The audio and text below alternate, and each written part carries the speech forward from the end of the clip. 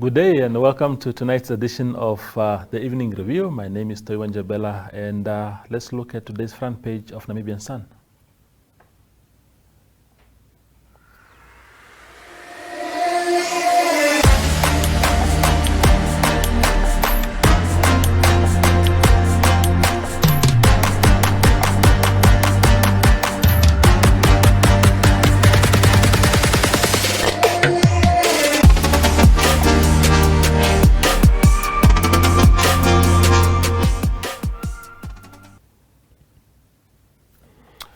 Welcome back. The coronavirus has killed more than 3,000 people globally. A few cases have been recorded in Africa now, and we just wonder how safe Namibia is.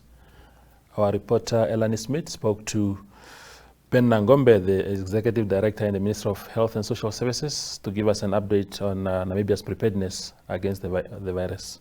For Namibia, the status quo is still the same. There are no suspected cases or confirmed cases in Namibia, but our preparedness and measures for preparedness are ongoing. Yes. We are conducting screening at our ports of entry with thermal equipment, and arriving passengers are required to fill in forms that indicate their recent travel history, and we have deployed the military field hospital at the Hosea Kontaro International Airport. We also have an isolation facility there which is also equipped to handle any possible cases, and we are engaging in community education, urging the public to basically practice what you call basic hygiene, for them to wash their hands on a regular basis, to avoid crowded places and things like that. And that Namibia is also participating and is sharing information with countries in the region. There are scheduled teleconference calls that take place every Friday with SADC member states, so that we update each other on what is happening.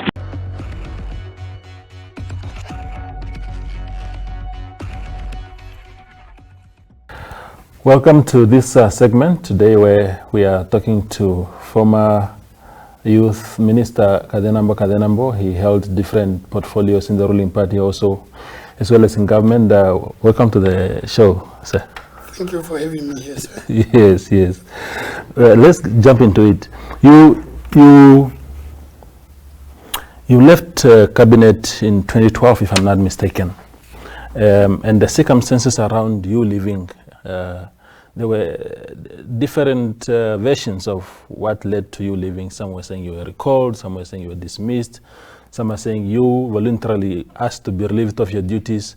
What exactly happened and what led to that decision? Thank you very much, Toivo. Thank you for bringing that ghost, or resurrecting that ghost. First and foremost, I must thank President Pohamba, Ifikipunye Pohamba, for having appointed me as Deputy Minister of Local Government, Housing and Rural Development, and subsequently appointing me as full-fledged Minister of Youth and Sports. There were many versions, and those versions will remain, depending on what one want to achieve with it and how one want to put it. I'm comfortable with any version. Whether you say I was fired, it's up to you. If you say I was recalled, it's up to you.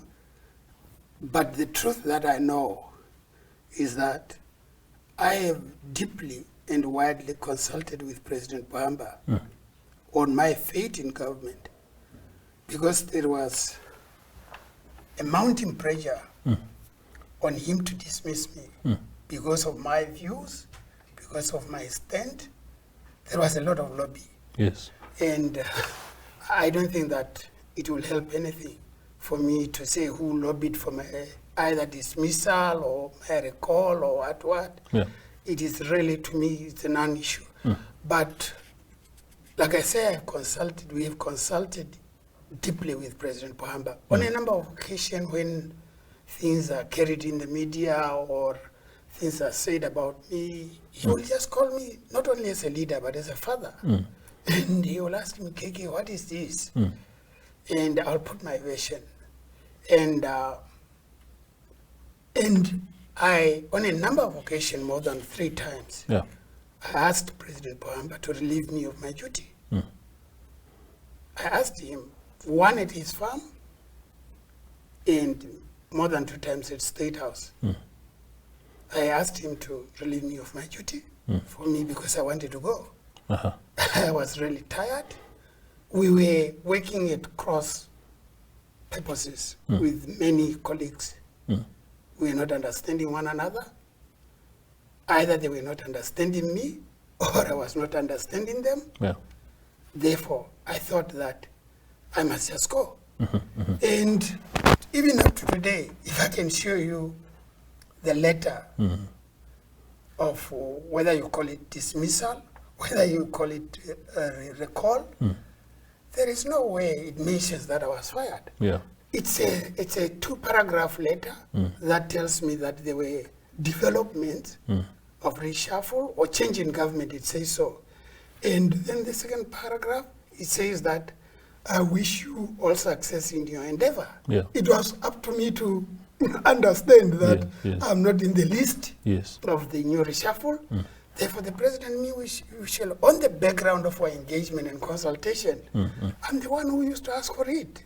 So I called my friend Tekla Lamek. She availed the car immediately. I left office. Unlike some whom we know of cases who remain in office and refuse to go, I was willing to go. We'll come to that. We'll come to that. So then, prior to you leaving in 2012, I remember maybe from 2010 already, you were pushing, you were lobbying for President Hage Geingob essentially to become president. You used terms such as Nana Shivambo president. Maybe it's not an important phrase now. And there was then a legitimate expectation by many that in 2015, when President Geingob takes over as president, you'll be appointed because you were one of the key men sort of to really speak for him, already getting the ball rolling so early. And he was elected, duly elected. What did you make of the fact that, what were the circumstances around? Because really, the president was expected to, by many, to appoint you. You lobbied for him. No. I never lobbied for President Geingob. It's not true. It's a perceived image. You're on record. No, bring me the facts on table where I lobbied directly for President Pohamba. I mean, for President Geingob, saying that Geingob must be elected in this position. No, I never. I don't remember anyway. Firstly, I'm like, even today, I'm like Geingob's son. By virtue of closeness, that I've worked closely. In fact, Geingob picked me in the street as a Swapo cadre and appointed me in government based on my competencies, not doing me favor. He didn't know me from anywhere. Those who were in the plan, in the military, will know me better than Geingob. But as a cadre, after I made translation in Okakarara, he identified me like a leader and brought me in government. I worked with Damasep, Judge Damasep now, and eventually I worked with President Geingob. Did he approach you? Did he want to make you a minister in 2015? Were there any approach for that? This goes to the bottom of the line, of the point, if you may allow me to say it. Please. I was very, very close to President Geingob. I worked as his personal assistant, PA, in the office of the Prime Minister. And politically, he was a leader of Swapo, just like I was. I would claim to have been close to President Nyoma. I used to write a lot of things in defense of President Nyoma, in defense of Swapo. Will someone say that President Nyoma was indebted to appoint me because I was defending him or I was defending Swapo? It was a natural thing for me to do. And now the issue of Nano Shivambo which is always associated with me, and it was said by me. I said it in context. And it could have been Chitendero. It could may his soul rest in peace. It could have been Shiryange. May his Shiryange is still around. And it could have been Dr. Libertina Amadila or any Nano Shuambo leader. But Gengop was one of the senior leaders. And to be honest, there is no way where people will say that, no, Kazenambo, you pushed for Gengop. It's a perception. Gengop naturally and automatically felt into the position. And maybe because I was so close to him, and I'm not regretting having been close to him. He was my leader, he was a Swapo leader. Then it was automatic. In fact, the selection that I spoke about, Nano Shuambo, it's in the agenda setting of those who want to put it that way. Because when I talked about Nano Shuambo speaking president, who happened, a person who was really having ambition for power, or who naturally felt in that position, fell in that position because others either were not interested or were not brave to come out to say that no, they've got a claim to power. There were many. Professor Peter Kashavi, you could qualify, because all these are Swapo cadres. There were many. They could not come forward, but Gengop, by virtue of his position and standing in the party and so on, it qualified him. I also at the same time spoke about a women candidate, a women presidency. And it could have been anybody. It could have been Netumbo Ndaitwa. It could have been Honorable Netumbo Ndaitwa. It could have been and all this I'm placing honorables, please, to them. It could have been Meme Pendukeni Itana. Because these are Swapo senior leaders. Like I'm saying, it could have been also Libertina Madila. But the tribalist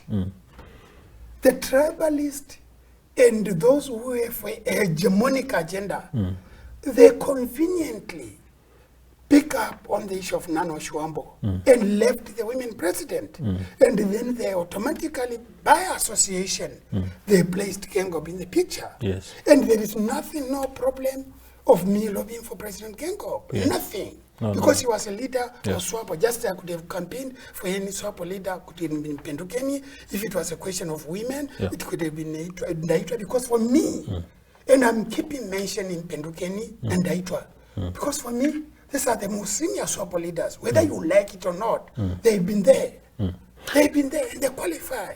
So the subject never arose for you to serve in the Gengop administration, especially in light of what you are, how you've been vocal in his favor. Fair enough to say he was the most natural next person to go into that position, but you were vocal about it. And so the subject of you serving in his administration never arose?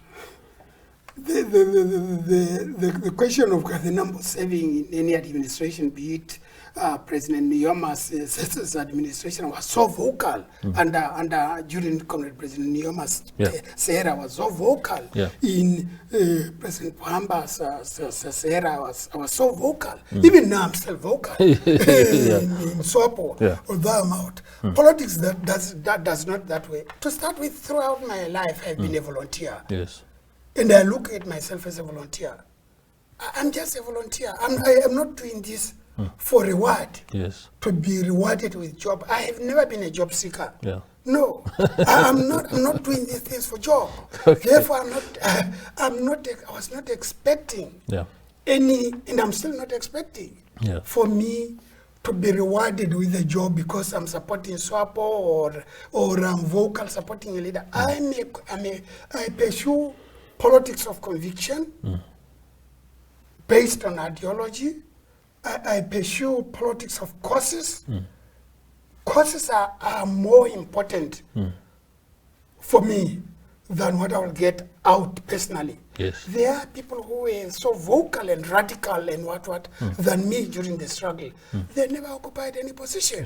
Who am I to say that if I volunteer for a cause that I strongly believe in?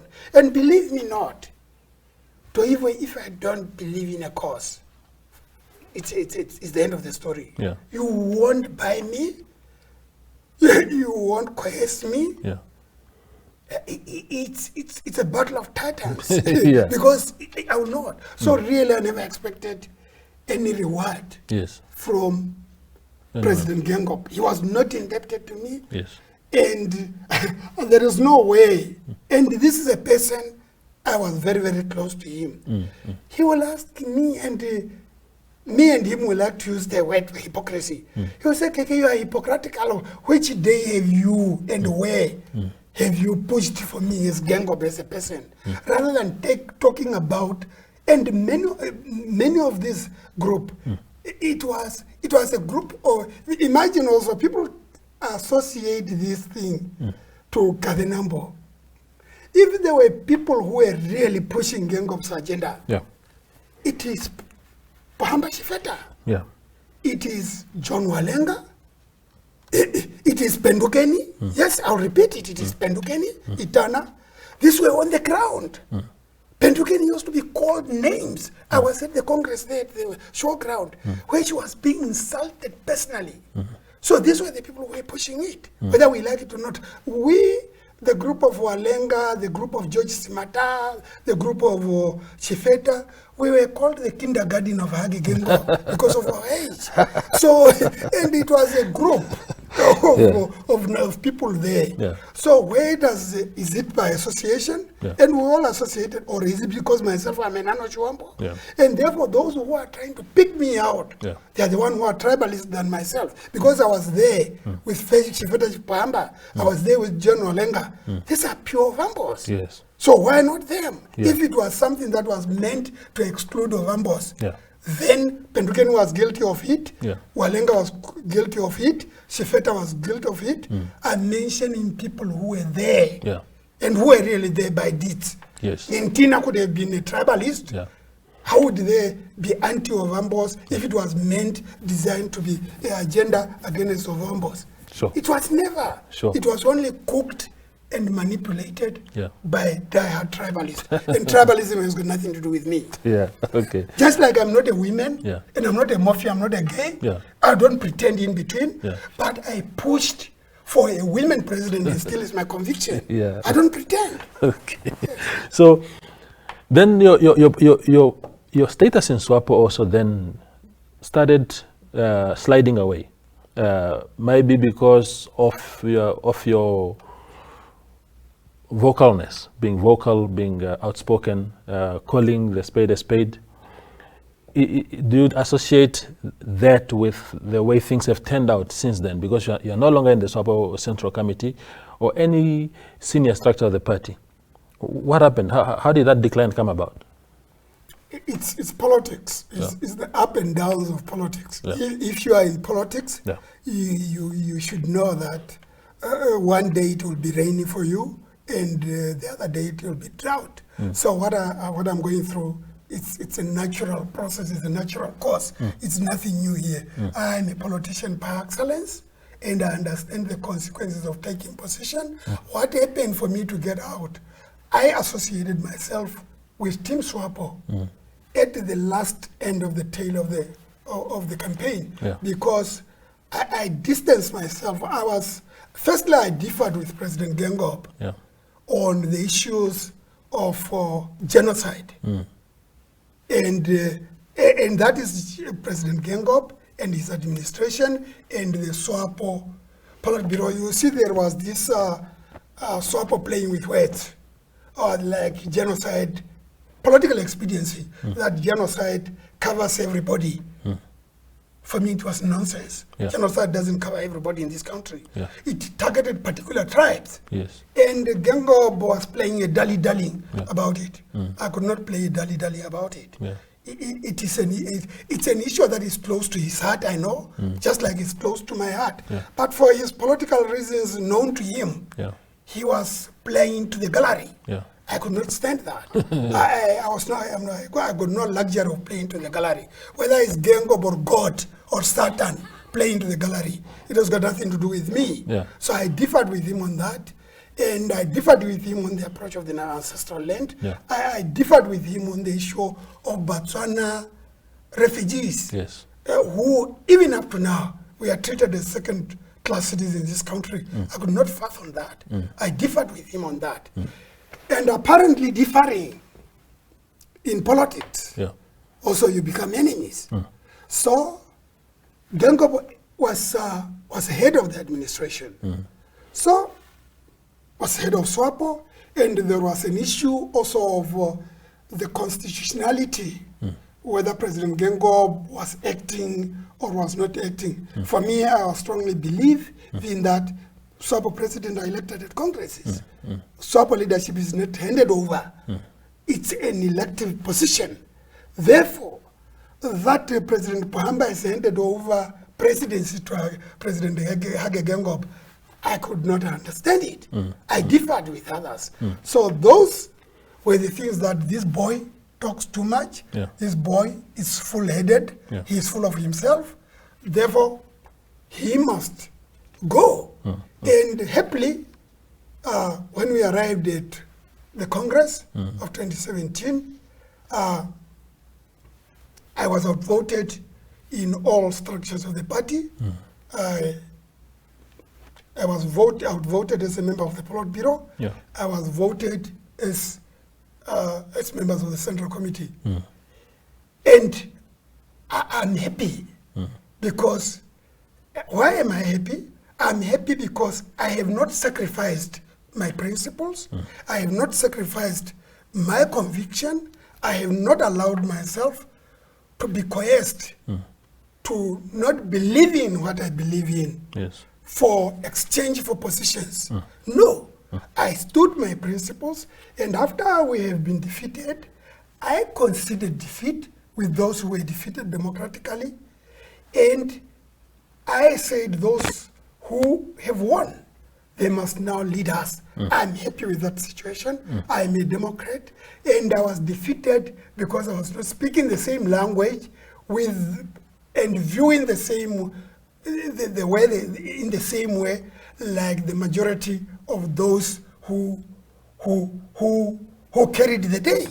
So that's politics, that's democracy, and I'm more than happy to live with those consequences, provided that I'm living my convictions, I'm living my principles, and as a Democrat, I accepted the outcome. Speaking of that, now your party also in the 2019 election didn't do very well. What were your observations as a veteran politician yourself? What led to that decline? The president get 30% less. The party got only 66 or 65 round about there out of the 80 that they got in 2014. What happened there? Yes, thank you for the question, and I hope after this answer, we must move on to future. Yes, we are moving to the future. But anyway, since you have asked this question, it led me into answering you in a way that when we are analyzing our politics, we should, for the sake of Namibia, for the sake of Swapo, for the sake of moving on, we must look at the political environment, both domestically, regionally, and globally. There are many factors that are at play. And for me, really, looking at these environmental factors, and when I'm talking about the environmental factors, let me say that I'm talking about political factors, economic factors, sociological factors, technological factors, and perhaps also in addition, legal factors. The world is on moving. We are living in changing times. And therefore the topics are changing. And therefore, for us to understand the dynamics and narratives, the paradigm shift of which we are going through, it tells me, it makes me to arrive at a point that, am I surprised for Swapo under the existing environment, political environment and economic environment, both at a domestic and regional level and global level for that matter, for us to perform like the way we have performed. As a student of journalism, as a student of global politics, I'm not surprised. I'm more than happy for what Swapo has gained. Because anyway, we have only lost the 2/3 majority. It's broke, the opposition, and there are a number of factors, internal factors. Maybe it will also, we can analyze them under SWOT analysis if we want. What are the strengths, the opportunities, the threats, and so on, if time permits. But really, I'm more than happy, because 30 years of independence, we are going to clock 30 years of independence. In global studies and in global politics, 30 years of independence, of a party ruling for 30 years, independence, the life cycle, I'll be happy with it. Because firstly, the demographic changes are there. There are people who do not associate with Swapo in any way. Therefore, for you to appeal to these new demographic changes, it means that you must be innovative with your ideas. You must speak the language that talk to their current issues. And that's where the SWOT analysis comes important, that as a party, are we doing SWOT analysis? Are we analyzing our strengths, our weaknesses, our opportunities and threats, and so on, within the context of PEST, which is political, economic, social, and technological and legal factors, environmental factors. So for me, Swapo as a party, by performing, by gaining what we have gained, simple majority rule, it's there in politics. But it doesn't need to sit, it doesn't warrant me to sit on my laurels as a Swapo loyal cadre. It is time for cross-checking, cross-examination to see what has gone wrong and what has gone correct. Where can we improve? But the fact remains that we are a ruling party.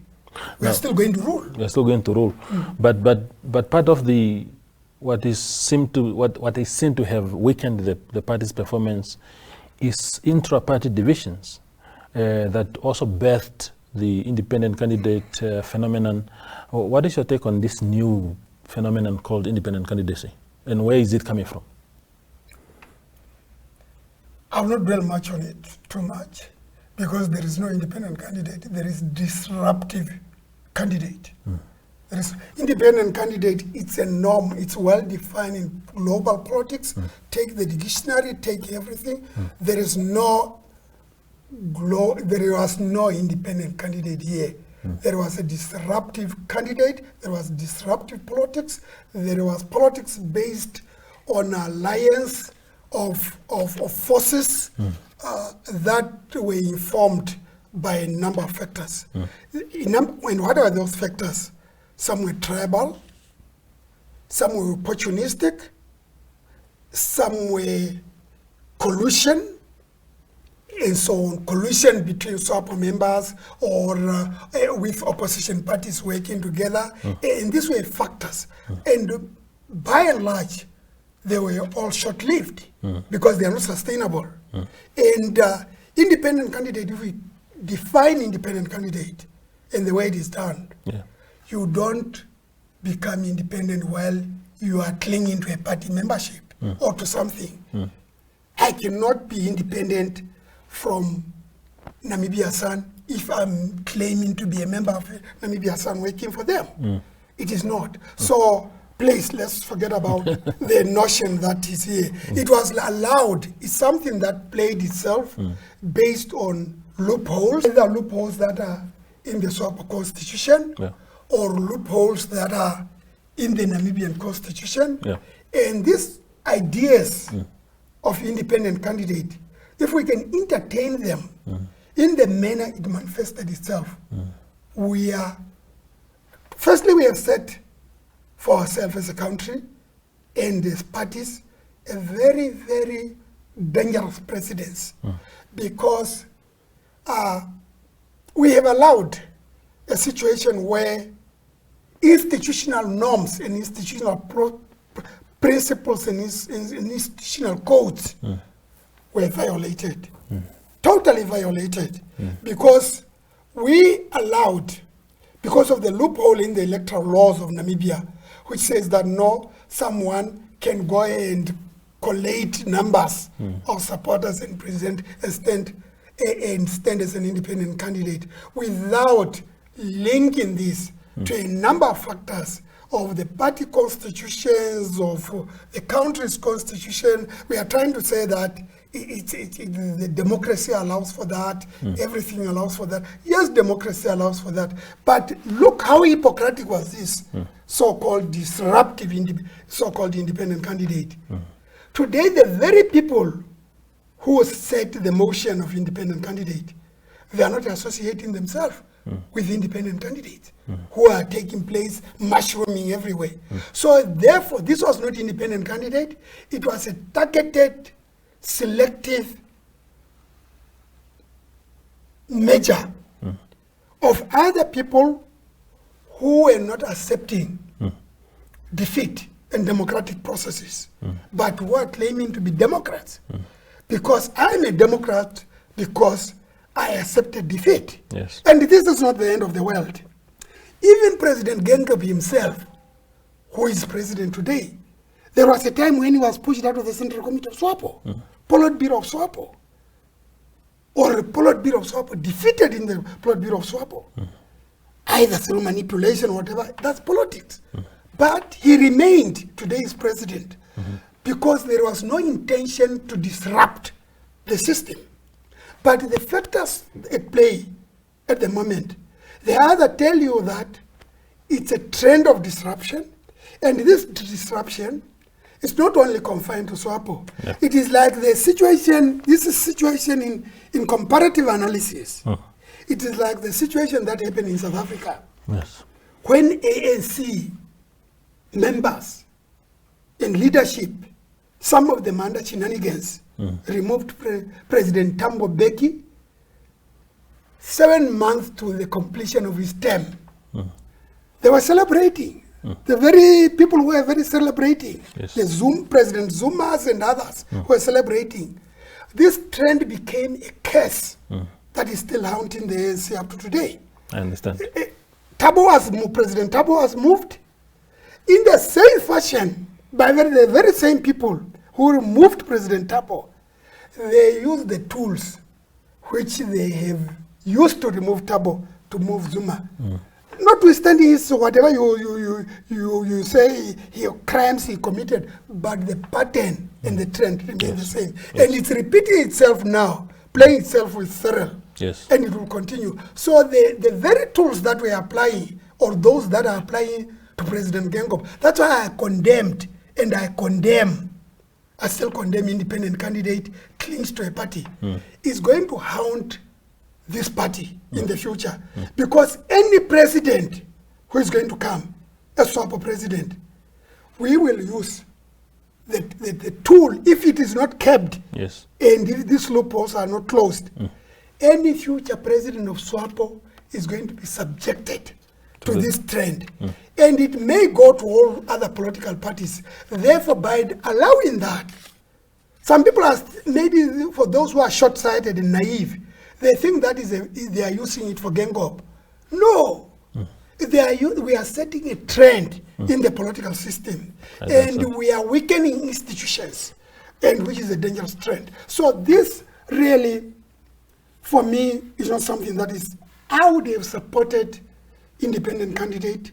I'm not saying that I was going to support. I was going to support the notion, not the activities. Not the person. Not the activities. Because I'm a Swapo member. Yeah. I'm a defeated Swapo, Team Swapo member. Proudly Swapo member. Yeah. But who campaigned as Team Swapo, and I'm defeated, and I was defeated democratically.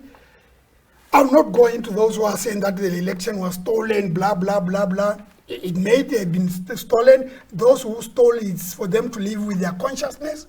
It's none of my business. I'm a defeated, proud Swapo member, yes.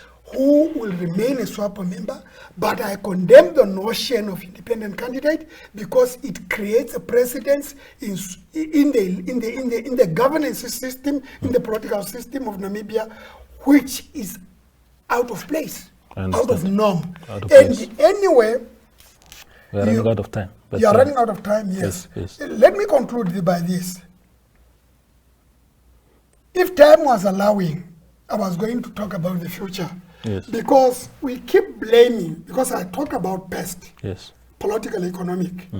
You know, the economic problem is briefly, and we should not allow our future to be stolen under the guise of political expediency.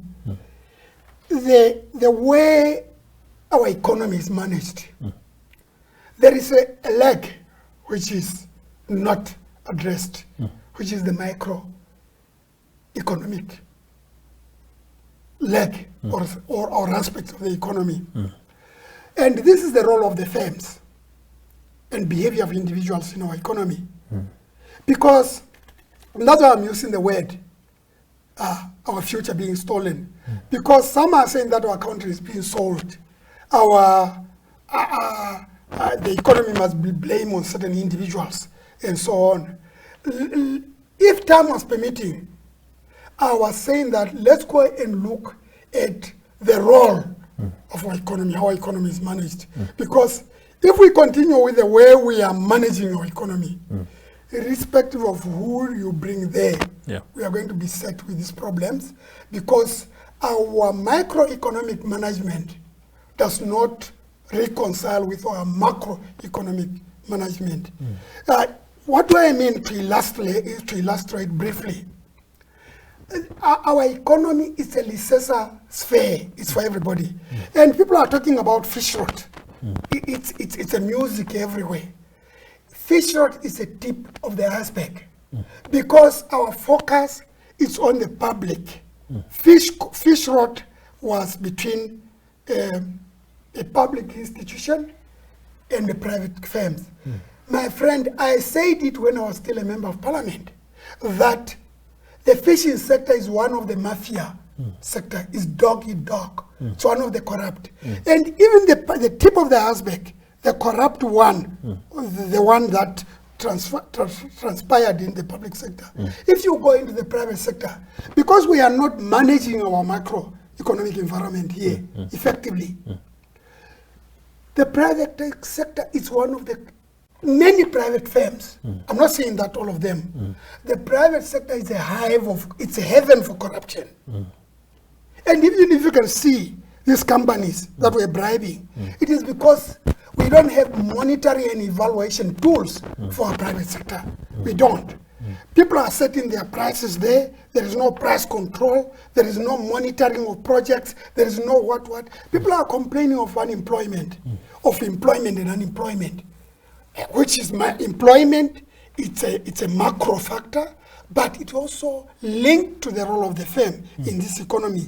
And who are the people who are in this economy? Politics is about how do you distribute, and for who are you distribute, and what are you distributing? The scarce economic resources, because economics deals with scarce economic resources.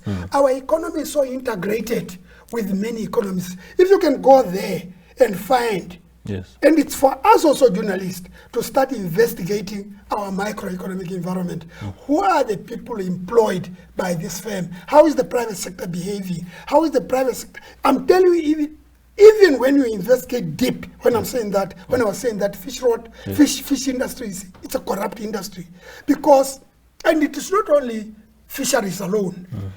And I'm talking about these factors because also they played into the hype of the independent candidate, because you have got bodies of frustrated people there, unemployed, who are looking at the private or the public sector, the government, as a source of income. And that's why everybody today want to become a councillor, want to become a minister. You're asking me why the expectation was that I was a minister. Minister to do what? To go and sleep in parliament? Minister to do what? We're not finished today. What were the competencies that we're talking about? I understand. So let's look, if time permits, let us look at our microeconomic environment, how our economy is being stolen away from us. Thank you, sir. Thank you, Mr. Kazenambo. Thank you very much for the time is too short. I know you had a lot to say, but you've been very productive in your assessment. That is former Minister Kazenambo Kazenambo speaking to us on a variety of issues. I hope you enjoy this energetic conversation as I did. Good night for now.